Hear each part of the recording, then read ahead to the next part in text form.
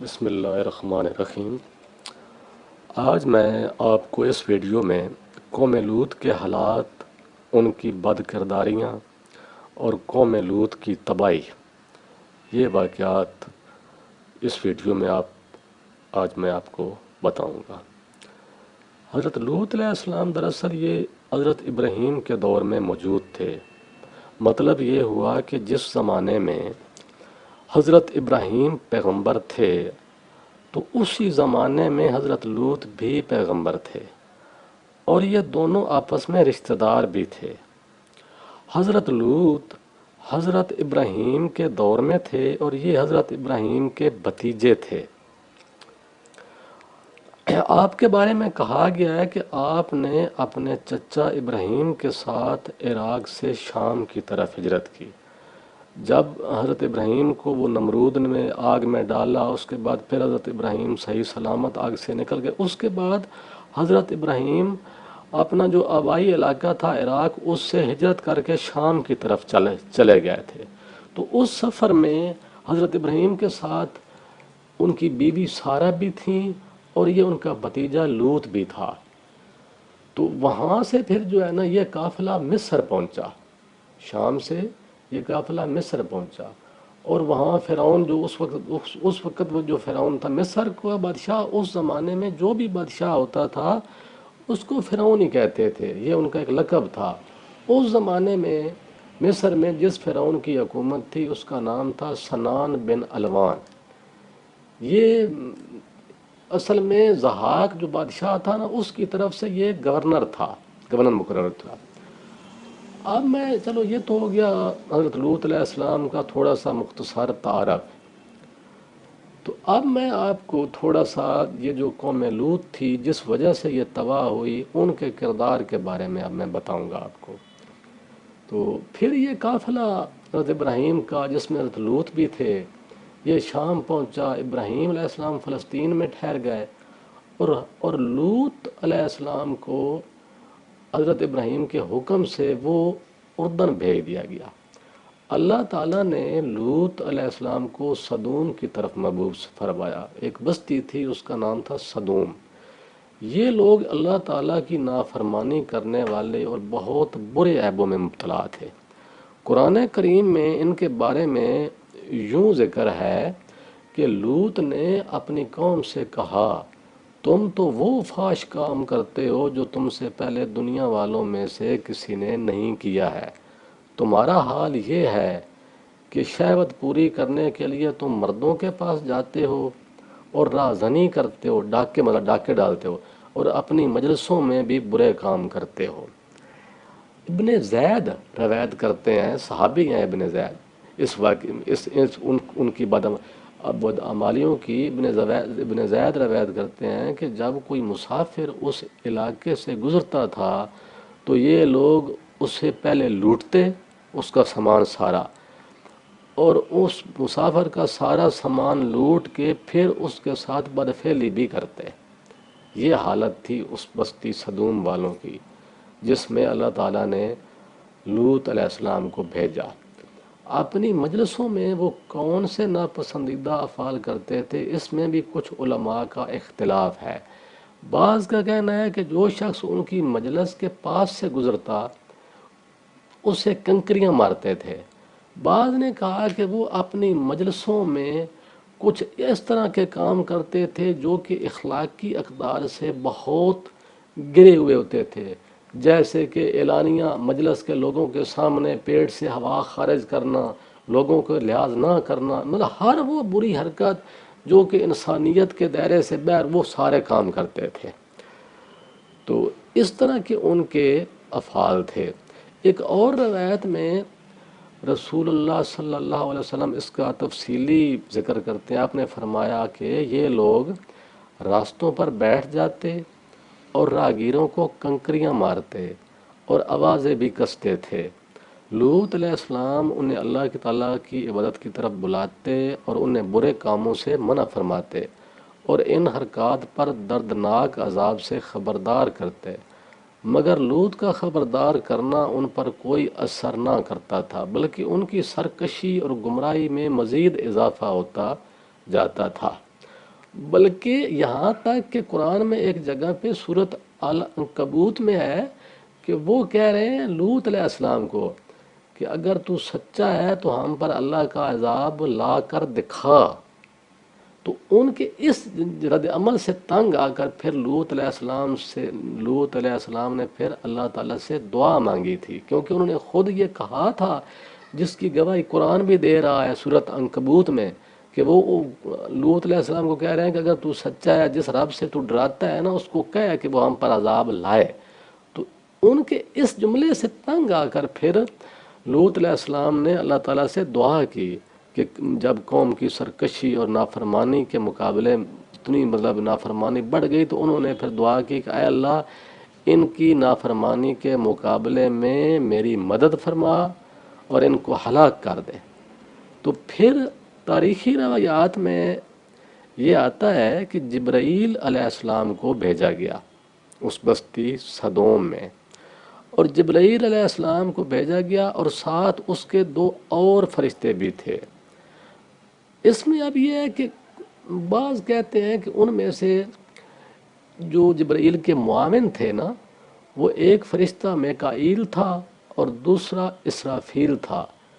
وہ دونوں خوبصورت لڑکوں کی شکل میں دنیا میں آئے، خوبصورت لڑکے، اور جو کہ بالکل ابھی نوجوان تھے. مطلب یہ ہے کہ بعض روایات میں آتا ہے کہ 14-15 سال کی عمر ان کی محسوس ہوتی تھی.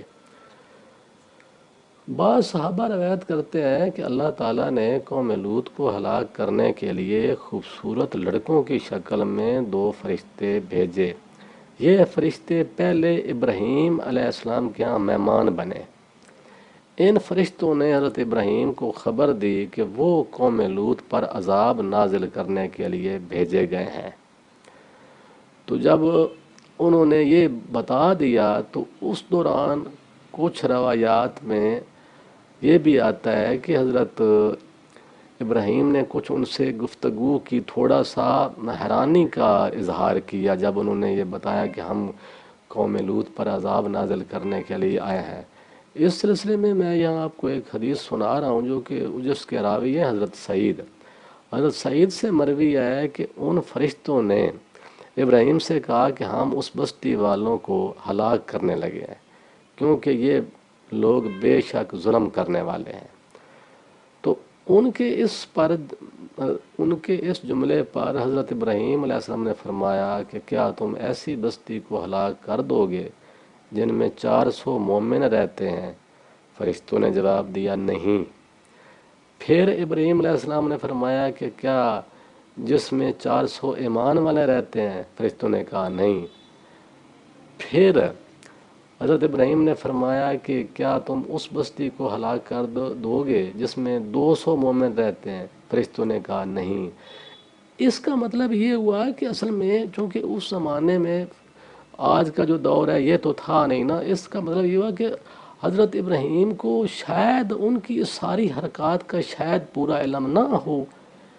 بہرحال آخر میں جب مختلف روایات میں آتا ہے کہ آخر میں جب حضرت ابراہیم نے ان سے کہا کہ اس میں 14 جو لوگ ہیں وہ تو میرے نزدیک بہت ایمان والے ہیں، تو اس کے جواب میں فرشتوں نے کہا کہ وہ 14 جو ہے نا وہ بچ جائیں گے،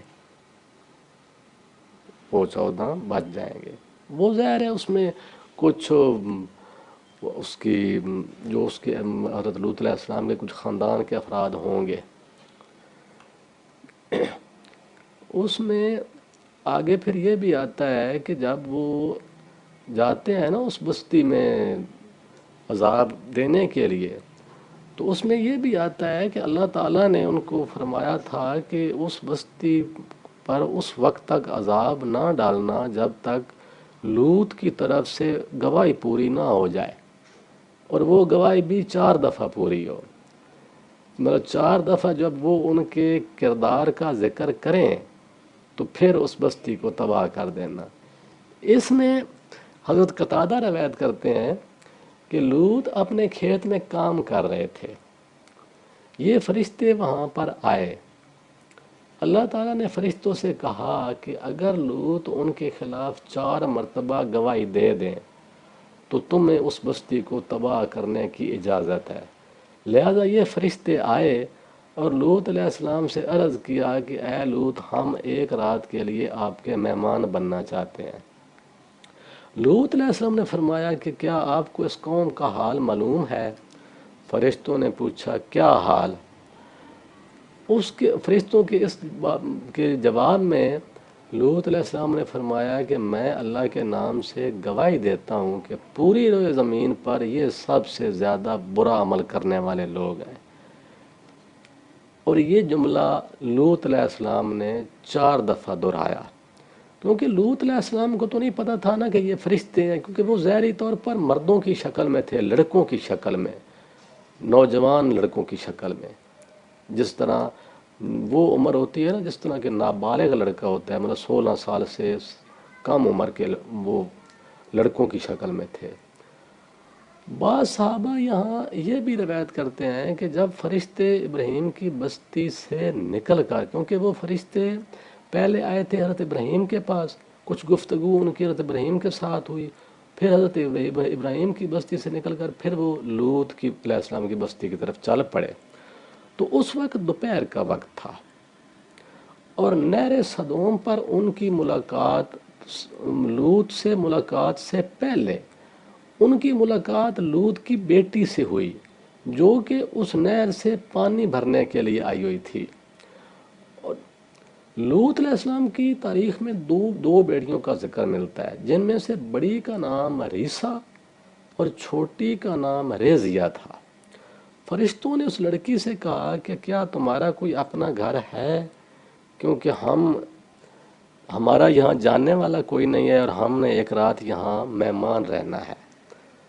تو اس کے جواب میں اس لڑکی نے کہا کہ ہاں ہمارا اپنا گھر ہے، لیکن اس کے جواب میں لڑکی نے کہا کہ ہمارا اپنا گھر تو ہے، لیکن تم میرے آنے تک یہیں کھڑے رہو اسی نہر کے اوپر، میں گھر جاتی ہوں، گھر والوں کو بتاتی ہوں، اور اس کے بعد پھر تمہیں لینے کے لیے گھر والے میرے ساتھ آئیں گے اور میں تمہیں پھر اپنے گھر لے جاؤں گی۔ اس کی وجہ یہ بھی تھی کیونکہ وہ لڑکی بھی اپنی اس قوم کی اعمال سے واقف تھی، اپنی طرف سے وہ تھوڑا احتیاطی تدابیر کے طور پر وہ جواب دے رہی تھی، کیونکہ وہ لڑکی اپنی قوم کی بدفعلی کی عادت کی بنا پر ان نوجوانوں کو دیکھ کر اصل میں ڈر گئی تھی۔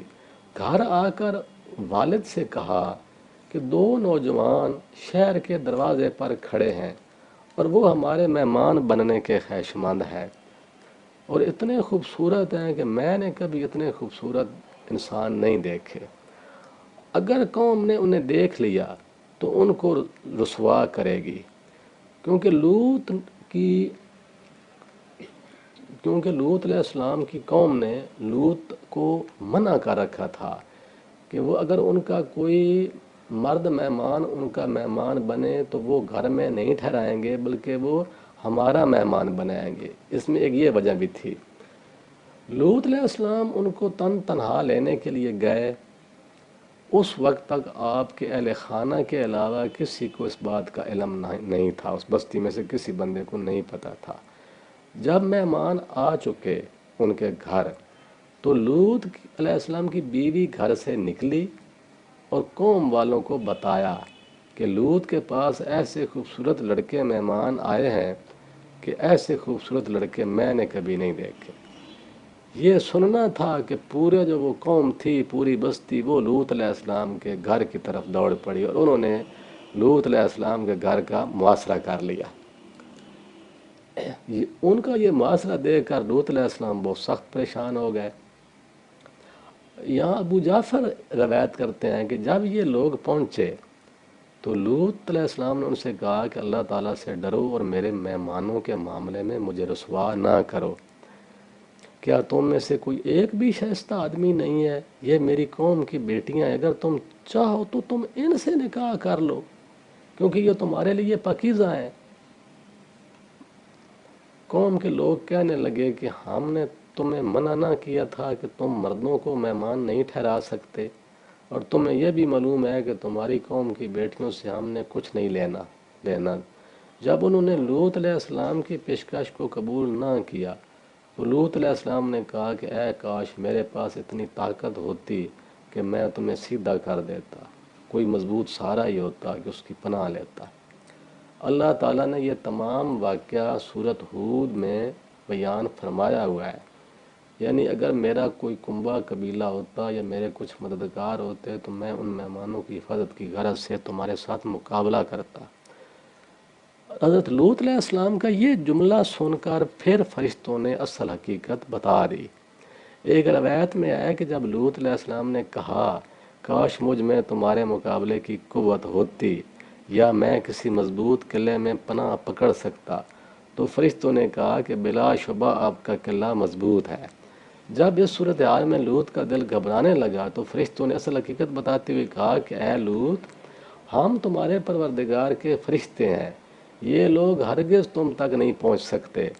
آپ رات کے وقت اپنے گھر والوں کو لے کر یہاں سے نکل جائیں اور تم میں سے کوئی پیچھے مڑ کر نہ دیکھے، مگر تمہاری جو بیوی ہے وہ اس کی آفت اس قوم پر پڑنے والی ہے، وہ اس لوط کی بیوی پر بھی پڑے گی۔ مطلب جو قوم تباہ ہوگی، فرشتوں نے بتا دیا تھا لوط علیہ السلام کو کہ تمہاری بیوی بھی ساتھ غرق ہوگی۔ جب لوط علیہ السلام کو علم ہوا کہ یہ مہمان تو اللہ تعالیٰ کے فرشتے ہیں اور قوم کو ہلاک کرنے کے لیے آئے ہیں، تو ان سے کہا کہ انہیں ہلاک کرنے میں کوئی دیر نہ کرو، انہیں جتنا جلد ہو سکے انہیں ہلاک کر دو۔ مطلب یہ ہوا کہ لوط علیہ السلام خوش ہوئے کہ ان کو غرق کرنا، تباہ کرنا ہی ضروری ہے۔ حضرت سعید سے مروی ہے کہ فرشتے ابراہیم سے ہو کر لوط کے پاس گئے اور وہاں جو واقعہ پیش آیا تو جبرائیل نے لوط سے کہا کہ ہم اس بستی کو ہلاک کرنے والے ہیں کیونکہ یہ لوگ ظالم ہیں۔ تو جبرائیل نے کہا کہ ان کی ہلاکت کے لیے صبح کا وقت مقرر ہے، اور صبح کا وقت کوئی دور نہیں ہے۔